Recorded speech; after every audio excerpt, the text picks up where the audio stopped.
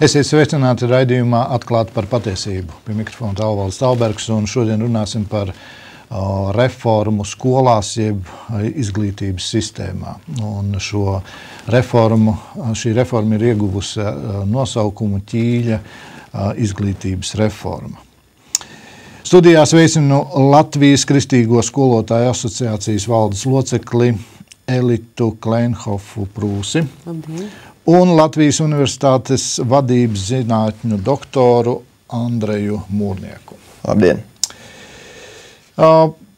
Mans pirmais jautājums, vai tiešām šī izglītības reforma nāk no Roberta Ķīļa kunga? Es gribētu teikt tā, ka reformas, protams, ir nepieciešams, un viņas ikdienā arī notiek skolā. Paņemot labākas metodas, apgūstot, un ikdienas mēs jau mēģinām uzlabot to izglītības procesu. Jautājums, vai valdība šo normālo attīstību sekmē vai kavē? Skaidrs, ka līdz šim viss nebija tik labi izglītībā, lai mēs varētu teikt, ka tas nekas nebūtu jāmaina. Jāmaina, protams, ir. Bet te jāšķir vairākas lietas, 3 lietas vispirms. Jāšķir ir reforma partijas idejas par atsevišķu izglītības jomu sakārtošanu. Jāšķir ir valdības deklarācija, kur ir rakstīts dažādi pasākumi, kas būtu jādara.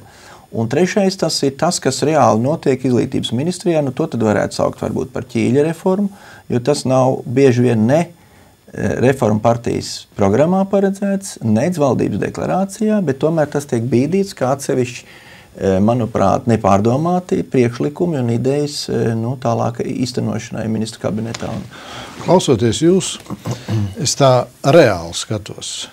Ja man būtu mazs bērns, kurš iet skolā, tad viņš iet uz skolu, kuras programma ir izveidota ne, lai mans dēls kļūtu gudrāks sabiedrībā, lai viņš būtu Latvijas nākošais pilsonis, kurš strādā un nes to saucamo pievienoto vērtību.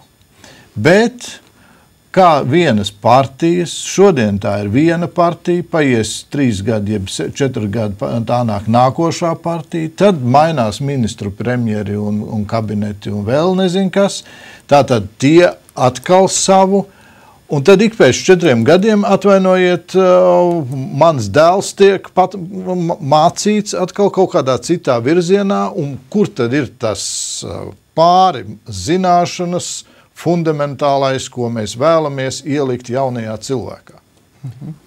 Te ir jāsaka uzreiz, ka es jums pilnīgi piekrītu, ka nedrīkst izglītības reformu pakļaut, teiksim, viena cilvēka autoritātei vai vienas pat partijas autoritātei. Tieši tādēļ bija ļoti svarīgi panākt konsensus un ļoti plašu sabiedrības līdzdalību plānošanā.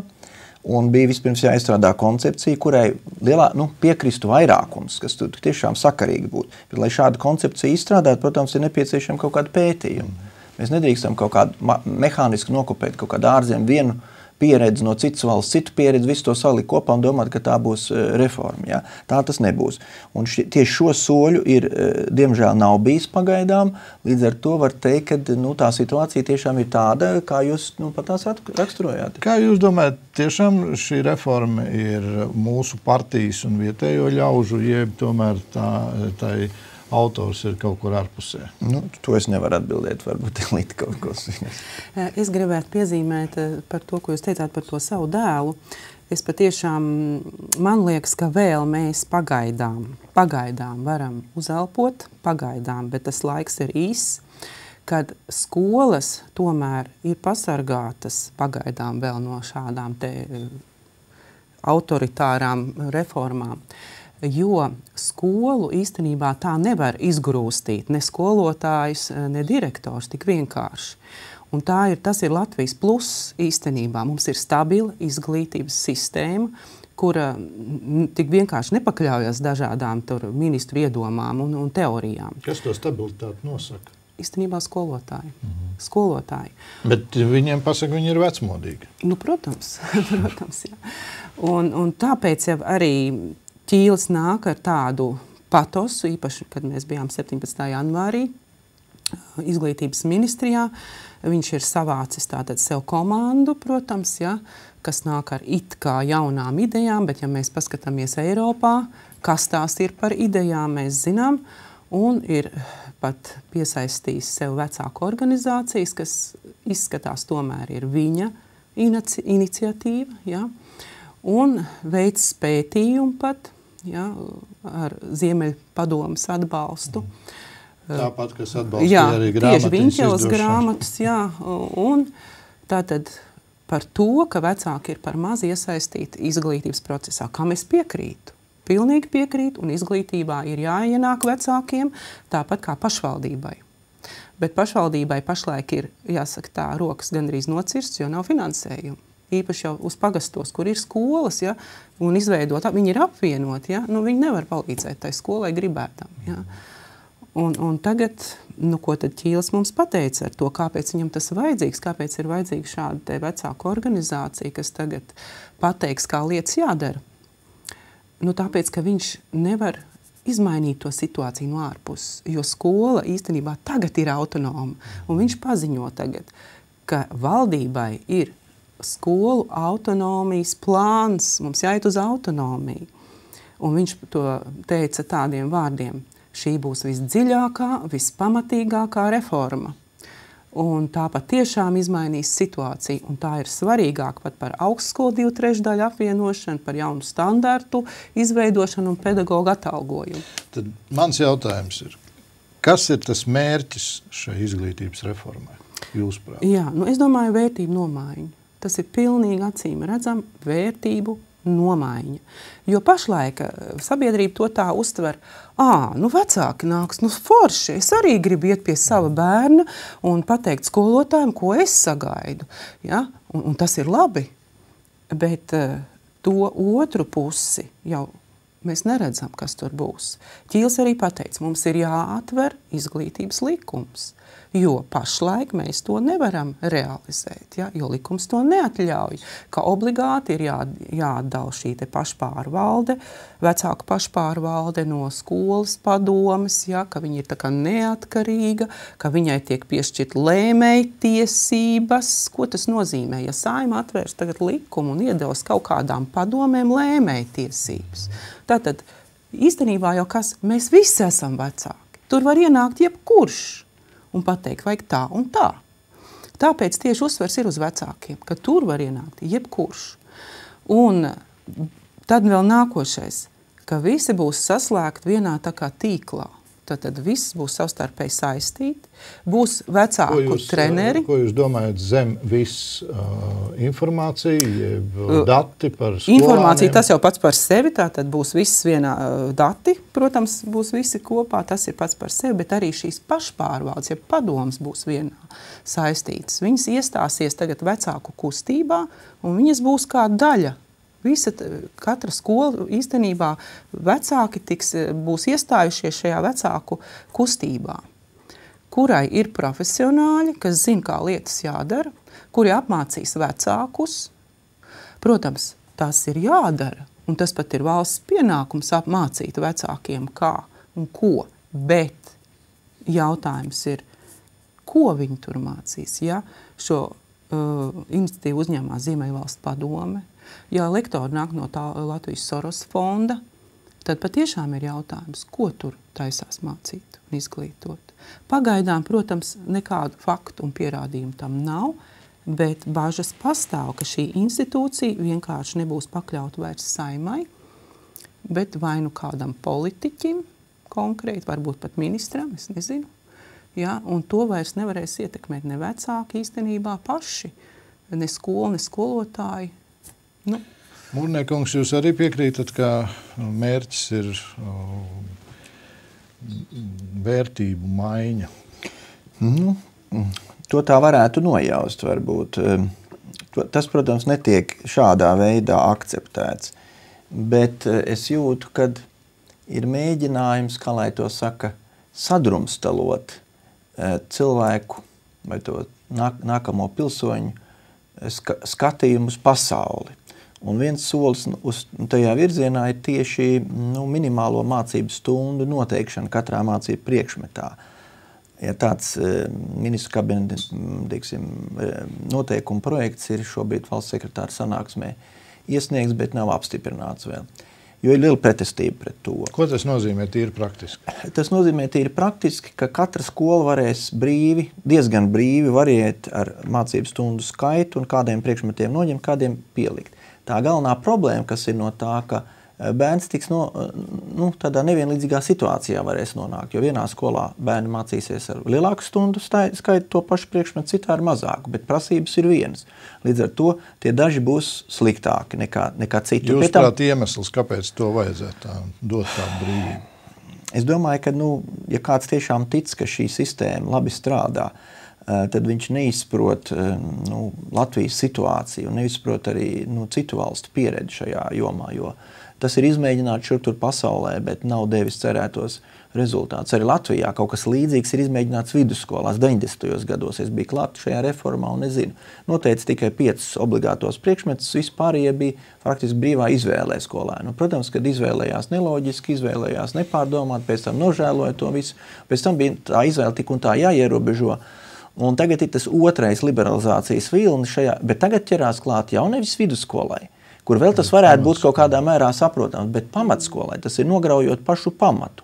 Kur te ir problēma un kur tas ko Elita varbūt teica, kur tā lielā baža, kad, protams, diez vai kādās skolās direktori būs tik traki, kad noņems ļoti daudz stundu matemātikai vai eksaktiem priekšmetiem, bet noteikti būs kārdinājums samazināt stundas muzikai, literatūrai, mākslai, maiturībai un tiem mācību priekšmetiem, kas būtībā nes nacionālo identitāti, kas audzina patriotismu un kultūru. Jā, šo kultūras piedarību, acīm redzot, nepieciešams mazināt, lai mēs veidot kosmopolītus, pie tam, ko tas nozīmē? Tas nozīmē, ka skolas faktiski ļoti, ļoti agrīni specializēsies. Mums būs matemātiķa skola, tur fiziķa skola, sociālo zinību skola, jau no paša sākuma veidos šos šauri orientētos speciālistus. Līdz ar to cilvēks nebūs vispusīgi attīstīts. Viņš būs, tāds aprobežot savā veidā un viegli manipulējams nākotnē. Tā ir tā lielā baža.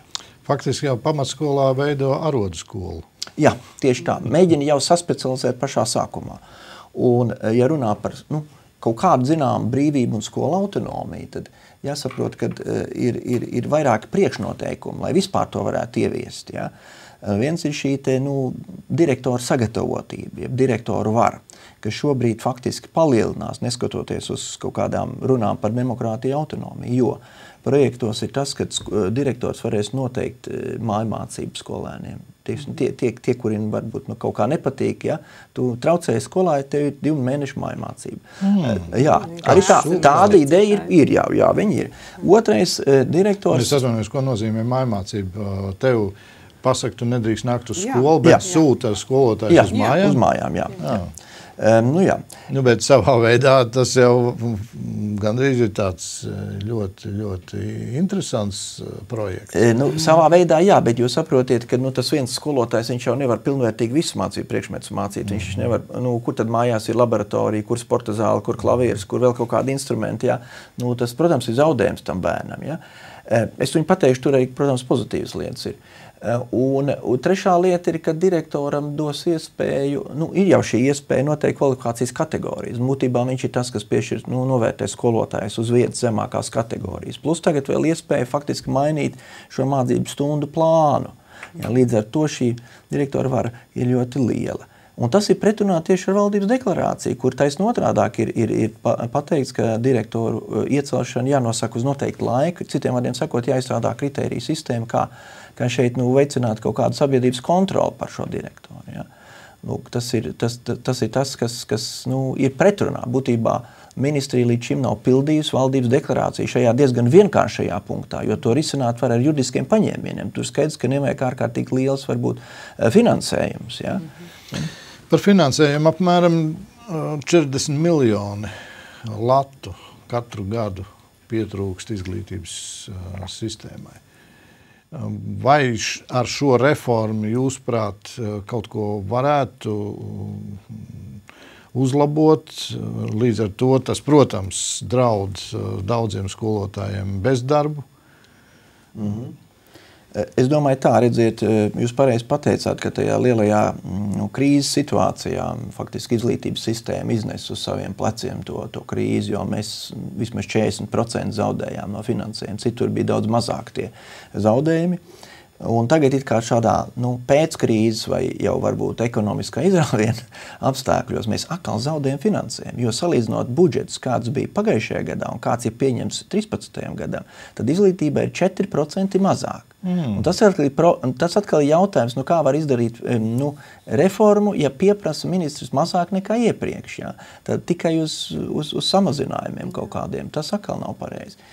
Un te varbūt aizskarsim to tēmu, kas arī diezgan aktuāli par tā saucamiem voucheriem, jeb nauda seko skolēnam.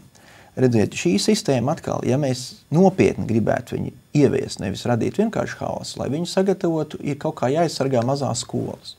Jo skaidrs, ka tā nauda, kas līdzi nāk bērnam, viņa ir nepietiekama, lai mazās skolas vispār varētu eksistēt. Šobrīd pašvaldības pārdara par labu mazajām skolām to finansējumu, kas nāk no ministrijas. Bet valdības deklarācijā bija plāna punkts par to, ka ir jāveido mazo skolu atbalsta programma. Tas bija mans uz balda ierakstīts. Un tas nekas nav izdarīts. Tur pat darba grupas nav sanākuši.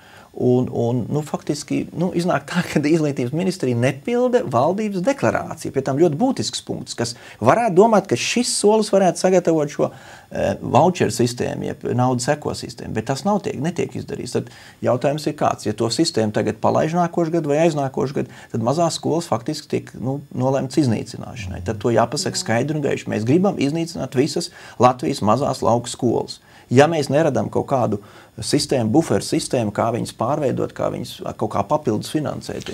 Šo gadu laikā, 20 gadu laikā, 22 gadu laikā jau ir slēgts simtiem skolas, tur vairs nav desmitiem skolas.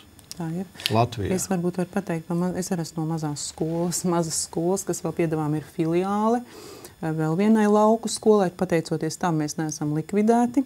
Mums arī dramatiski samazinājās bērni. Un jāsaka, algu starpība mūsu skolā un pilsētas skolā Talsos ir 100 lati. Likme, pati likme. Ja? Un tas nav normāli. Ja? Un tad, kad novadā notiek šī budžeta, cik tā vienai skolai vai otrai dos dalīšana, tad kā tas ir jāizplēš, jūs iedomājaties, jo lielās skolās jau arī ir samazinājies bērnu skaits, skolotāji ir tikpat, un arī tā dalīšanās nemaz nav tā ar smaidu uz lūpām. Pilnīgi iespējams, ka šī sistēma, un es esmu dzirdējis par vēl dramatiskākiem plāniem, ka, to minimālo stundu skaitu noteikšana katrā priekšmetā ir tikai sākums, kad iet uz to, ka būs tikai daži skolotāji jāatstāja skolā un daži priekšmeti, un pārējos mācīs integrēt vai varbūt uz izvēli, kurš grib, kurš negrib. Tad tādā veidā varbūt viņi mēģina ietaupīt vai, optimizēt skolotāju skaitu, bet tas ir diezgan dramatiski un negodīgi, jo jāspēlē ir atklātām kārtīm. Nedrīkst šādu te netiešā veidā pasliktināt skolotāju situāciju. Jūs jau sacījāt, ka reforma arī nes kaut ko labu, un tā jau gluži nav, ka skolotāji negribētu reformas. Nav jau arī tikai tas, ka skolotāji tikai pieprasa lielāku algu un mazāku stundu skaitu. Zinot pedagogus, un jāsaka, man ir godīgi, vismaz tos cilvēkus, kurus es pazīstu, es abrīnoju, ka viņi vēl joprojām strādā kā pedagogi. Tur pat ir jāsaka tā, ka tas jau vairs nav kalpošanas darbs. Kristieši saka, kalpot, tā ir misija. Tur jau līdzinās, man liekas, ir tā kā klosterī. Tu ej un atdod sevi. Un es tad tur esmu, un man vienalga maksās, nemaksās, būs ēšana, nebūs ēšana, vienalga es tur būšu, jo es sevi atdodu bez mazliet tā kā uz izglītības altāra, atdodu sevi kā upuru. Piedodiet, ka es tā salīdzinu, bet fakts ir katastrofāls. Izmaiņas ir vajadzīgas. Kādas jūs redzat, tās pozitīvās izmaiņas, kādas būtu vajadzīgas? Jā, tad Latvijas pedagoga doma, ko Man ir tas gods arī būt viņas valdes priekšsēdētājiem, tad ir izveidojis speciāli šo ideju apkopojumam, kādas reformas tiešām būtu vajadzīgas.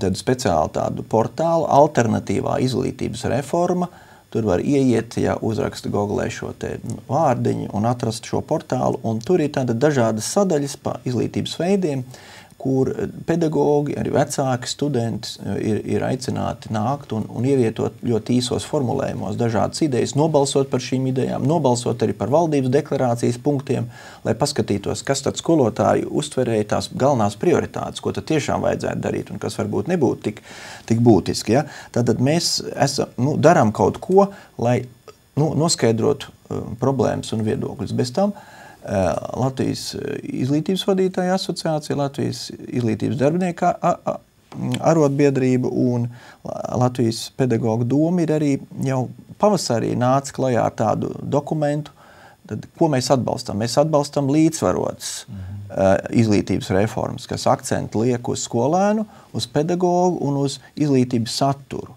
Un šeit mēs jau 14 gadus cīnāmies par izglītības inovāciju, atbalsta kaut kādu sistēmu, mums bija savā laikā iespēja, un ļoti īsi vienu gadu tika pēc mūsu institīcijas izveidots izglītības inovāciju fonds. Diemžēl tagad viņa nav, bet kaut kādas darbības šajā virzienā noteikti. Tad, lūk, šajā virzienā darbība ir pamaz.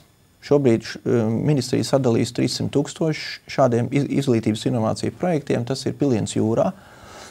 Es piedalījos vienā valsts kancelējas pasūtītā pētījumā, kur mēs aprēķinājām, ka 7 gadu laikā būtu nepieciešams vismaz 10 miljonu eiro no struktūra fondiem, pie tam tā ir reāla nauda, ko varētu dabūt tieši šādām te izglītības inovāciju ideju īstenošanai dažādās pakāpēs. Bet tās idejas jau ir? Viņas ir katram skolotājiem. Jūs saprotiet, faktiski esmu pārsteigts, cik mūsu skolotāji ir talantīgi. Tad, kad pirmoreiz izsludināju šo konkursu uz inovācijām, tad uz kaut kādiem 100 000 latiem pieteicās vairāk 100 cilvēki kopējā finansējumā kaut kur pāri miljonam.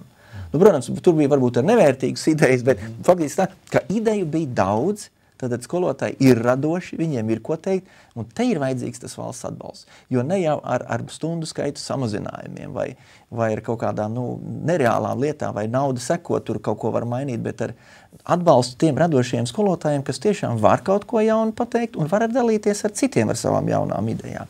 Bet to, ko jūs aizskārāt, tas ir tāds nepatīkamākais moments par to skolotāju izdegšanu. Un te arī patās tāda pilnīgi jauna ideja, varbūt teikt diezgan šokējoša ideja, kas parādījās ar tajā portālā, ko es runāju, bija tā, ka faktiski skolotāji netiek galā lielajās skolās, kur 30 bērnu klasē, jo viņi ir vienkārši pārslogoti, viņiem mazās aldziņas dēļ strādā vairāk nekā vienu slodzi, viņiem nav laika gatavoties stundām, līdz ar to arī bērni ir apdalīti, bērni kļūst nemierīgāki, nevaldāmāki, nedisciplinētāki. Ko darīt? Un tad viens tāds priekšlikums bija no skolotāja puses, ka ir jārada atsevišķa klases audzinātāja sistēma, kuri ir atbrīvoti no mācību priekšmetu stundu pasniegšanas, bet kas visu laiku ir līdzi klasē. Lai, teiksim, tas mācību priekšmetu skolotājs varētu mierīgi strādāt. Divi skolotāji. Visu laiku, jā. Un tas viens skolotājs visu laiku pieskat, risina tās pārējās problēmas, palīdz tiem. Mīļie, līdz kādam mēs esam līmenī nonākuši. Paldies, ka jūs to sakat. Tas ir neaptverami, pie kā mēs esam nonākuši, ka tagad jau drīz būs vajadzīgs arī viens vagars, ja policists ar steku, arī drošības pēc, jo Amerikā jau ir arvien vairāk jau, gan ne tikai pie skolas jau ir uzpasts arī klasē. Latvijā arī tās saucamās problemātiskās klases, tur jau strādā sociālajie pedagogi, līdzīga praksa jau ir arī Latvijā, tur, kur tas ir vajadzīgs, bet stipras aizdomas, ka tas būs vajadzīgs plašāk un vienkārši tāda ir reālā situācija. Es nezinu, ko Elīte saka par šo ideju. Es domāju, ka vispār ir vienkārši tas nav normāli, ja 30 bērni ir vienā klasē, tas nav normāli. Jā, Bet es mācījos skolā, kur bija 32. Nē, es arī tādā skolā mācījos. Tālāk? Tālāk, bet tad bija pilnīgi cita attieksme pret skolotāju. Pašlaik tā jā, ir pilnīgi savādāk. Vēl arī tas, ka tajā laikā bija cita mentalitāte bērnu. Es strādājot skolā 15 gadus redzēju šo dinamiku. Ir tur pozitīvs un negatīvs moments. Pozitīvs ir tas, ka skolēni kļūst atraktīvāki, viņi nebaidās izteikties, viņi ir, tā teikt, atvērtāki kaut kādām darbībām. Bet Tas otrā puse ir, ka viņi ir nedisciplinētāki, viņiem grūtāk koncentrēties, viņi ir trokšņaināki, ja? Un saprotiet, Plus interneta vide, viņiem vajag visu vizualizēt, viss ir pilnīgi savādāk. Jāmaina darba formas ļoti strauji. Jā, viņi nespēja vispār Citiem noturēt uzmanību. uzmanību. Ir cita metodika nepieciešama un skolotājiem ir jāpārslēdzās. To metodiku jauno ir jāpārņem. Un tas nav tik vienkārši. Faktiski šeit mēs atgriežamies pie tā, ko Elita jūs sacījāt, vērtība nomaiņa. Jā. Ir totāli nomainītas vērtības. Piemēram, cieņa pret vecāku cilvēku. Tas, ko jūs, Andrej, sacījāt, atraktīvāk un vēl nezinu, ko labi, tu esi atraktīvs, bet atļauties pret skolotāju pateikt skaidru un gaišu, kas tu tāda esi, klases priekšā, un pamēģina skolotāju kaut ko iebilst. Neko nevar. Un te jau ir apzināta vērtību nomaiņa. Jā, tas diemžēl tā ir, ka cieņa pret cilvēku kā tādu nav prioritāte. Ir visatļautība, un te ir tas aspekts, kas trūkst izglītībā, tas šis morālais, ja vērtība izglītojušais aspekts. Un tas jau gadiem, tagad pēdējiem gadiem, šī ignorance pret šo aspektu ir kliedzoša, jo, piemēram, ētiku mācības priekšmets kādreiz bija vismaz vidusskolā mācību plānā, tagad viņš nav. Kā izvēle var būt? Kāds kaut kur var? Mācību? 3 klasītes pirmās. Tikai līdz 3. klasē. Tas vēl paliek spēkā. Pagaidām. Bet katrā ziņā šī vērtība izlietošā dimensija viņa netiek ievērota. Ja. Tā modernizācijas dimensija viņa vairāk vai mazāk tomēr ir. Ir kaut kādi projekti, kur mēs varam tās digitālās lietas tomēr implantēt, bet tur ir jābūt līdzsvarā. Jo arī par to radošumu, redziet, ir tāda lieta, bija tāda fokus grupas diskusija, kur mēs diskusējām par radošumu. Un kādi var būt radošuma veidi, un tad viena no atziņām bija tāda, ka radošs ir tāds, jēdziens radošs var būt divdabīgs, jo varbūt arī ir ļoti radošs zaglis un finanšu piramīdu veidotājs. Ja? Citiem vārdiem sakot, viens pats radošums bez morāles, bez vērtību izglītības, viņš var nest, zināmā mērā ļaunumu. Ja? Jo svarīgi jau, kā mēs izmantojam tos talantus, kas mums ir, un tās prasmes, ko mēs skolā iegūstam, vai mums ir motivācija, mums ir pareiza attieksme, viņas pielietot pareizi. Lūdzu, Elita, jūs vēlēties. Jā, tā kā es arī esmu iesaistījusies Latvijas vecāku kustībā, un noteikti arī par šo lietu runāšu, un ka mums kā vecākiem noteikti ir jāierosina, ka tagad arī tiek mainīts standarts pamatskolā, ka noteikti ir bērnos jāaudzina empātija pret savu līdzcilvēku, līdzjūtību. Ja? Un noteikti tātad prasme izvērtēt rīcību atbilstoši kristīgās morāles vērtībām, kaut vai dainām tai skaitā, ja? Bet noteikti. Un spēja, jāieaudzina bērnos spēja būt mātei, uzņemties mātes lomu, tēva lomu, tas ir ļoti būtiski jāaudzināt. Ja? Tad ir bērna spēja iekļauties Latvijas tautā, es tā teiktu, kļūt par latvieti. Arī tas ir jāiemāc skolā īstenībā. Tas savā laikā bija patriotisks. Jā, un protams, arī spēja izvērtēt politiski, ekonomiskos arī šos apstākļus. Bet, protams, šodien tas izskatās, ka tas viss nav vajadzīgs, jo valdība tajā nav interesēta. Jā, es vēl gribētu papildināt šeit. Bija diezgan tāda pozitīva diskusija, manuprāt, Saeimā. Man liekas, Elita arī piedalījās. Bija par ģimenes mācību. Izteica vairāk politiķi šo ideju, kad šos ētiskos aspektus jāapvieno un tādas plikas veselības mācības vai sociālo zinību vietā ir jāveido ģimenes mācība vai dzīves mācība, kur šie komponenti būtu pareizā līdzsvarā. Bet tā otrā lieta, kas te ir, tā skola un vecāki varētu varbūt arī atrast kopīgo valodu šajā vērtību izglītības jomā, bet ir ļoti spēcīgs trešais spēlētājs. Un tas, diemžēl, nespēlē kopā ar mums, un tie ir masu mediji. Tie ir plašsaziņas līdzekļi, kur atkal ir caur valsts pasūtījumu viss svirs politiķu rokā. Un varbūt ar nelielu novēlošanos, bet es Latvijas pedagoģu domas vārdā arī sniedzu vairākus priekšlikumus, plašsaziņa līdzekļu, lūk šim te pasūtījumam, sabiedriskajam pasūtījumam, kas tad būtu vajadzīgs, lai arī no televīzijas ekrāna, vismaz sabiedriskajā televīzijā būtu normāli izglītojoši raidījumi par ģimeni, par Latvijas kultūru un tā tālāk. Nu, tad, diemžēl, nekā no tā, es sapratu, tālāk neaizgāja. Man pateica paldies, un tas pasūtījums bija ļoti nesaprotams. Katrā ziņā to saturu pārraižu viņš visticamāk neskāra. Ja? Un es domāju, ka tas ir ļoti liela problēma Latvijas politiķiem. Pat tiem, kas it kā gribētu mainīt, viņi neizmanto šo sviru, ka vismaz sabiedriskie plašsaziņas līdzekļi, viņiem būtu jākalpo tautas un izglītības un mūsu labā. Katrā gadījumā ko es pozitīvi varbūt saredzu. Man, piemēram, ļoti patīk, neteiksim ļoti patīk, bet vismaz tas, ka ir teātris.zip, ka beidzot var redzēt kādas latviešu teātra izrādes. Pirms tam ir diskusija ar Latvijas kultūras cilvēkiem, kas nāk no tautas, kas var pateikt arī kādu ideju, kas nepatīk varbūt valdošai elitei. Tas ir tas pozitīvais. Un, protams, es rakstīju savos priekšlikumos, ka noteikti ir nepieciešams raidījums par Latvijas vēsturi. Jā, tas ir viennozīmīgi. Un es arī ļoti ceru, ka šis te džingls, es tā ceru, ka tas ir šis raidījums, kas tur iet, veidosim muzeju kopā. Es ļoti sekoju, kas tur beigās iznāks. Tas būtu ļoti labi, ja tas tiešām būtu ņemts vērā, ja? Kur iesaistīt arī skolu jaunatni. Mēs dzīvojam brīvā Latvijā. Piedodiet, ka es to saku nedaudz ar smaidu, bet jūs saprotiet kādēļ. 22 gadus jau esam. Un mēs cīnamies un nevaram sakārtot kaut vai vienu sfēru – izglītību. Nerunāsim par pārējām sfērām, kas ir dzīvībai ļoti svarīgas. Tā ir medicīna, medicīniskā aprūpe, sociālā aprūpe, mūsu vecie ļaudis. Bet labi, sāksim ar šo izglītības jomu. Kas tas ir?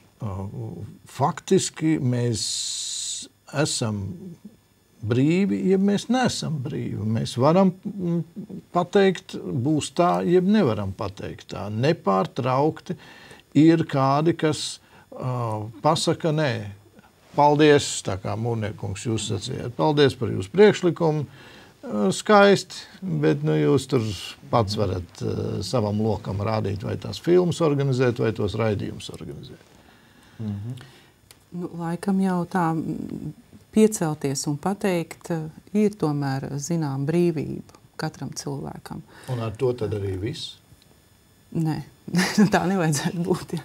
Tā nevajadzētu būt. Es domāju, ka, man liekas, pēdējā sastrēguma stundā, kas bija diezgan ass raidījums, Kalviņa kungs zinātnieks diezgan labi pateica, ka Latvijas inteliģents un intelektuāļi padarījuši savu darbu atmodas laikā, pagāja malā. Un tā bija mūsu, varbūt, inteliģents lielā kļūda, kad mēs pazaudējam šo kontroli par politiskiem procesiem. Un mēs varbūt nenoķērām to maigo varu un ideoloģisko spiedienu, kas mums šobrīd, faktiski mēs viņu jūtam, kas, protams, nav tāds totalitārisms, kā mēs to jūtām Padomju Savienībā, bet kas tomēr ir ļoti daudz diskutablu ideju kopums, visticamāk, tāds vienots kopums un organizēts kopums, kas tomēr nāk pār mums. Ja? Un tā ir tā lielā problēma. Es piekrītu, jūs tā ļoti diplomātiski un tādā ar pietāti to visu pateicāt, bet piedodiet, vai tā nav diktatūra, ka sabiedrība, piemēram, ir pret šīm te bērndārs grāmatiņām? Jā, bet Dabrausku kungs mierīgi pasaka, nē, redziet, tāpēc, ka sabiedrība ir pret, tādēļ mēs redzam vēl lielāku vajadzību printēt vēl 500 grāmatiņas. Jā. Un vēl kas ir, tagad būs arī, es paskatījos viss aktualitātēs, būs diagnosticējošais darbs veselības mācībā 5. 9. klasē. Kas tas tāds? Tātad kāds zināšanu līmenis, un droši vien tur būs jautājumi par dzimumu līdztiesību, par vēl kaut ko, par reproduktīvo veselību, kā jau Cirksens kundze uzsver, ka mums ir galīga tumsonība. Un tur parādīsies, un galvenais, ka tas būs digitālā veidā tikai, un attiecīgu laiku, respektīvi sabiedrība, es domāju, to neredzēs rezultāts, bet tiks paziņots pētījums, cik ļoti nepieciešams atkal ir veselības mācība. protams, Circenes kundzes izpildījumā. Atkal te jau jūtamas jau narkotikas un prostitūcija, un par ko tik mēs tur tagad vēl nemācīsim. Ja? Bet ne jau informācija ir vajadzīga bērniem, ja? Bet vērtības. Jums ir spēks cīnīties, jūs redzat arī kādu cerības staru tam visam, un kā jūs paredzat, kas notiks ar šo izglītības reformu, kur vada Roberts Ķīļkungs? Grūti pateikt. Kaut kāda cerības stariņa, inteliģents un tauta varbūt nedaudz pamostas no snauda, ja es, piemēram, domāju par manifestāciju, kas bija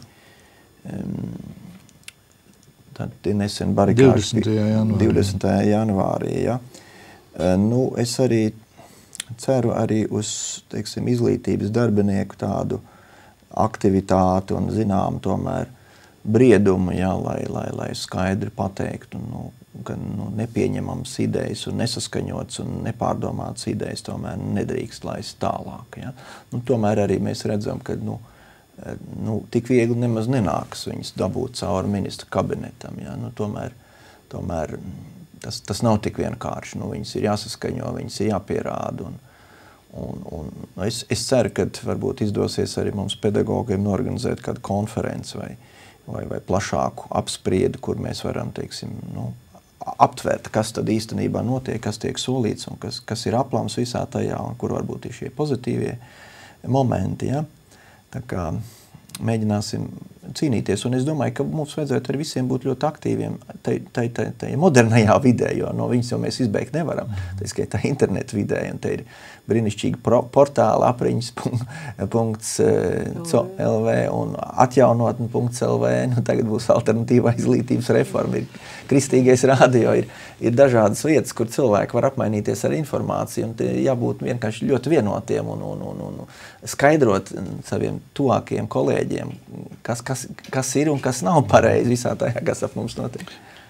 Jā, un man liekas, ka, cik es esmu bijusi saskarē ar skolotājiem, arī kristīgiem skolotājiem, nevienmēr ir pat iespējams iekustināt pat kristiešus. Tas ir diezgan grūti īstenībā, bet es domāju, ir tas brīdis pienācis, ka mums ir jāsaprot, ja mēs katrs pats neizšķirsimies, ka tagad ir jāceļas un jādara tas, ko es savā vietā varu izdarīt. Latvijas labā, savu bērnu labā, tad nekas nemainīsies. Jā, mums katram ar sevi jāsāk. Jā.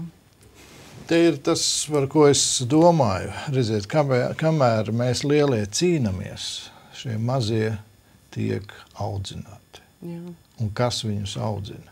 Šīs te brīžiem, man gribētos teikt, neveselīgās un totāli degradējošās programmas, kuras māca mūsu, jeb audzina mūsu bērnus. Un, protams, tas princips jau paliek līdz 7 gadu vecumam.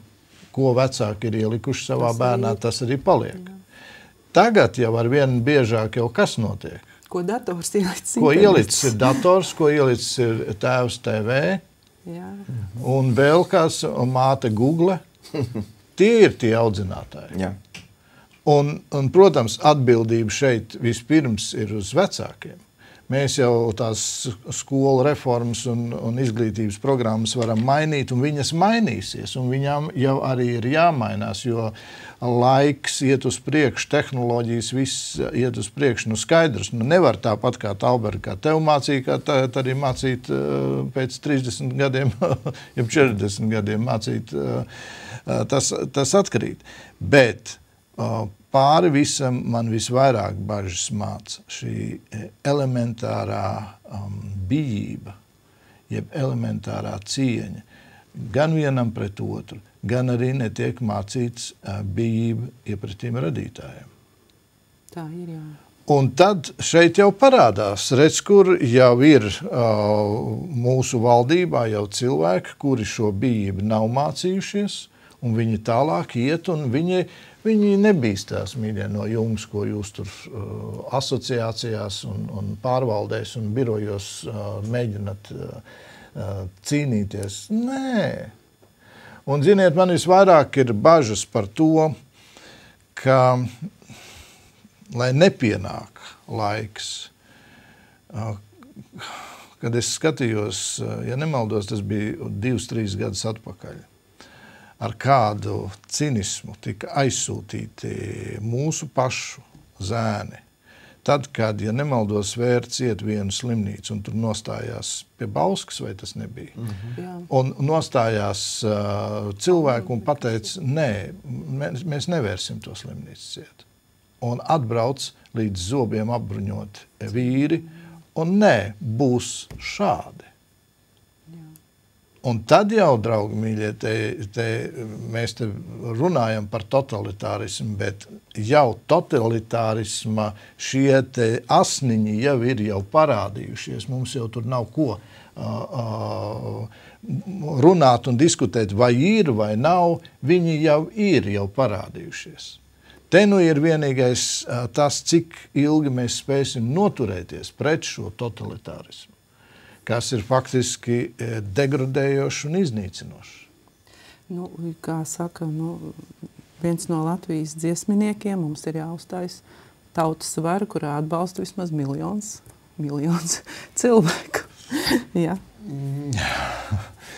Nezinu, vai arī šodien tas miljons, ko spētu darīt. Nepārprotiet, es neesmu pesimists, es esmu realists.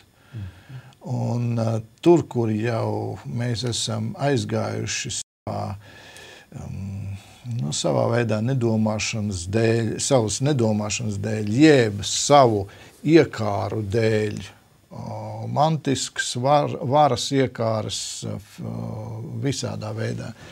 Tur, kur mēs jau esam aizgājuši un pārdevuši gan sevi, gan mūsu zemi, mūsu valsti. Tagad nākošais, lūdzu, latu arī atdosim.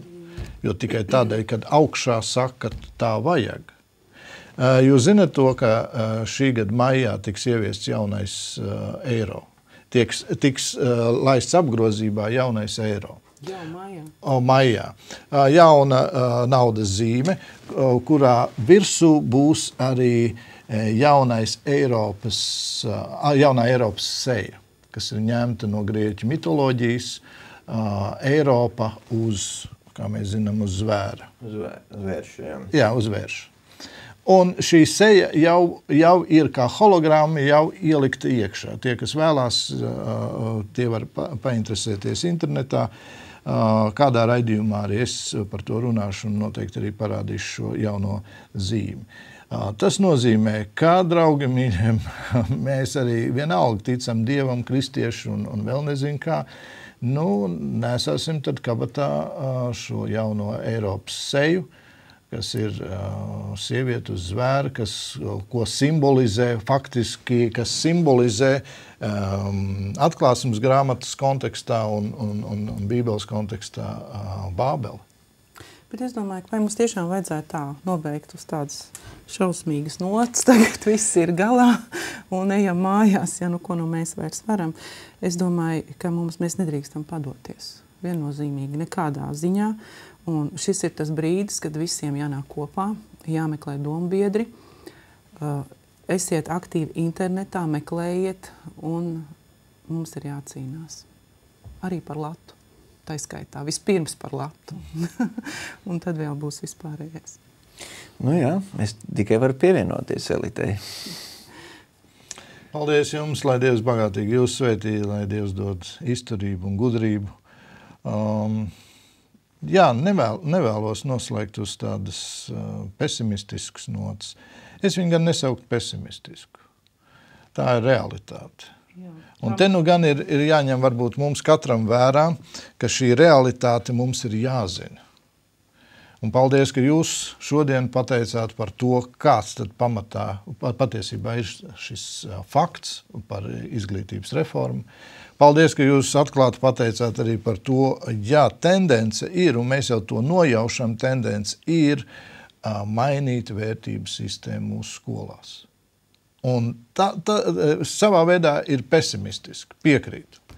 Bet tepat laikā manī tas rada deksmi, jeb spēku. Es darīšu kaut vai savam dēlam, jeb mazdēlam, jeb vienalga, kas man ir manā uzraudzībā, jeb man uzticēts, ko es saku no Dieva, tad man ir jāņem vērā šie apstākļi ārējie, kurus vienalga, vai mēs kopīgi varēsim ietekmēt vai izmainīt vai nē, bet man ir jāņem vērā šie apstākļi, un es tad daru, un paskatieties, padomu laikos īsti negribēja, ka kāds iet uz baznīcām. Mēs ņemam vērā šos apstākļus, vienalga Dievs palīdz mums, un Dievs palīdzēja. Lai Dievs bagātīgi svētī, tiksimies pēc nedēļas, ja tas kungs atļaus mums visu labu.